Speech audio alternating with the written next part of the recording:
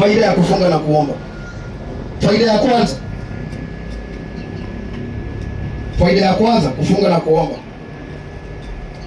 Kwa sababu ya kufunga na kuomba inakuwa njia ya kumtukuza na kumwabudu Mungu. Hiyo kufunga na kuomba inakuwa kama njia, ama ni njia. Kufunga na kuomba ni njia ya kumwabudu na kumtukuza Mungu. Soma kitabu kile cha Zaburi 40, kitabu cha Zaburi 95. Kitabu cha Zaburi 95 mstari wa 6 hadi wa 7. Hebu nikusomea hiyo kwa sababu ya muda. Hiyo tunaenda tu haraka haraka kwa sababu ya muda, na naona ni kama dakika 5 tu nimebaki nazo. Psalms 95 mstari wa 6 na wa 7. Nasema, jioni tuabudu, tumsujudu, tupige magoti mbele za Bwana aliyetuumba, kwa maana ndiye Mungu wetu na sisi tu watu wa malisho yake na kondoo za mkono wake.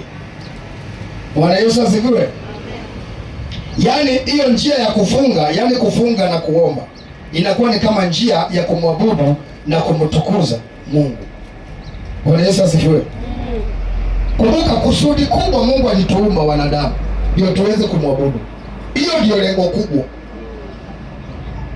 bali na kuzaa na kuijaza dunia, bali na kuitunza bustani la Edeni. Mungu alituumba ndio tuweze kumwabudu. Hiyo ndio lengo kubwa sana, maana mwanadamu aliumbwa akiwa na vacuum, yaani mwanadamu ako na utupu iko ndani yake. Mwanadamu ni chombo cha kuabudu. Kuna uvacuum, kuna utupu uko ndani ya mwanadamu. Ndio maana usipomwabudu Mungu utaabudu sanamu ama uabudu miungu. Maana hiyo ndio Mungu alimuumba mwanadamu, hiyo ni nature ya mwanadamu, awe chombo cha kuabudu. Sasa usipomwabudu Mungu wa kweli utaabudu miungu. Na ndio maana kurudilia tena, mwanadamu aliumbwa akiwa na vacuum, yaani kuna utupu uko ndani, tuweze kujaza hiyo utupu. Ndio maana wengine leo huwa nafikiria raha za dunia zinaweza zikajaza hiyo vacuum. Wengine unafikiria utajiri wa dunia unaweza ukajaza hiyo vacuum ama hiyo utupu iko ndani ya mwanadamu, lakini mwisho yote wanaona ni ubatili. Unakuta yeye ni tajiri, ako na pesa nyingi, lakini kwa sababu ile uwazi ama ile vacuum iko ndani yake hauwezi ukaijaza na pesa. Ndio maana wanasema bado the rich also cry. Ile utupu ama ile vacuum inajazwa kwa kumwabudu Mungu. Na ndio maana leo tunapoenda mbele za Bwana tunamwabudu, tunamwambia Mungu unastahili, tunamwambia Mungu hakuna Mungu mwingine aliye kama wewe. Saa zingine hata unasahau hujalipa rent, saa zingine unasahau hata kama kuna deni mahali unadaiwa, maana uko mbele za Bwana ile vacuum imejaa. Unasikia sasa uko full, hakuna kitu umepungukiwa na chochote. Unasikia hakuna kitu chochote kinakupungukia. Ninaomba hiyo utukufu wa Mungu ikajae ndani yako kwa jina la Yesu. Hiyo utukufu wa Mungu. Ndio maana nikwambia wengine wetu usifikiri ni vile ati ni kwa vile kila wakati mambo inakuwa sawa. Ni kwa sababu tumejua siri. Bwana Yesu asifiwe. Ni vile tunakujuaga siri. Tumejifunza kwa radhi na hali zote. Tumejifunza kwa radhi na hali zote. Tuwe tuko nazo tunakaa kama hatuna. Pia hatuna tunakaa kama tuko nazo. Maana hiyo uwepo wa Mungu, hiyo utukufu wa Mungu imetujaza. Hatujisubui, sio kwa sababu sisi wanadamu, lakini anasema tusijisubue kwa jambo lolote, ila katika hali kwa kusali na kuomba haja zenu na zijulikane na Mungu. Bwana Yesu asifiwe. Amen. Yaani saa zingine unajifunza kwa hali na hali zote. Wacha vile wewe ukichelewa mshahara unakaa kama umefiwa. Baba watu wanakuuliza kwani wewe ni mgonjwa? Kumbe ni kama mshahara haijaingia. Yaani wewe pesa ndio unaiabudu, ndio unaitukuza. Ukijifunza kumwabudu huyu Mungu wa kweli, hata saa ile kabisa ndio landlord amekupia notice ya kwamba anakuja jioni. Hiyo kwanza ndio unasikia uwepo wa Mungu umekuja. Unasikia hauna wasiwasi yoyote. Bwana Yesu asifiwe. Mpaka ifikie mahali kama vile Paulo, nasema nimejifunza kwa radhi na hali zote. Bwana Yesu asifiwe. Kwa hivyo mwanadamu aliumbwa ili aweze kumwabudu Mungu. Kwa hivyo unapofunga na kuomba na kwa njia moja ya kumtukuza na kumwabudu Mungu. Sikiliza ya pili, faida ya kufunga na kuomba. Inakuleta karibu na Mungu. Inakuleta karibu na Mungu. Ile kufunga na kuomba inakuleta karibu na Mungu. Kitabu cha Yakobo, the book of James, chapter 4 verse 8. Yakobo 4 mstari wa 8. Ile kufunga na kuomba inakuleta karibu na Mungu. Yaani unakuwa na ushirika wa karibu na Mungu kwa sababu ya ile kufunga na kuomba.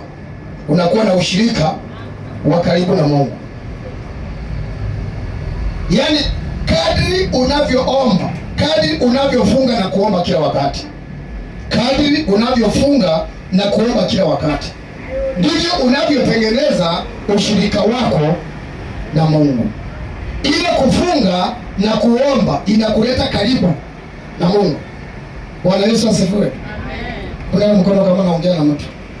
Ina mkono wa kushoto sema asante Yesu. Amen. Ina mkono mwingine sema asante Bwana. Kwa hiyo unapoendelea kuwa na ushirika na Mungu, yaani ile kuomba, kufunga na kuomba inakufanya unaendelea kuwa na ushirika na Mungu. Ndio maana akasema kwenye kitabu cha Luka 18 mstari wa kwanza, ombeni siku zote pasipo kukoma. Kuomba sio hapa Jumapili peke yake. Hata kesho pia tafuta muda uombe. Bwana Yesu asifiwe. Na ndio Wakristo wa siku hizo wamekuwa Wakristo wa Jumapili peke yake. Wakristo wa Jumapili peke yake. Siku ya kesho Monday na kwanza ni holiday. Ukutana yeye kesho kule mtaani, utamwangalia mara mbili. Ni yule alikuwa kwa ibada pale country bus ama wanafanana?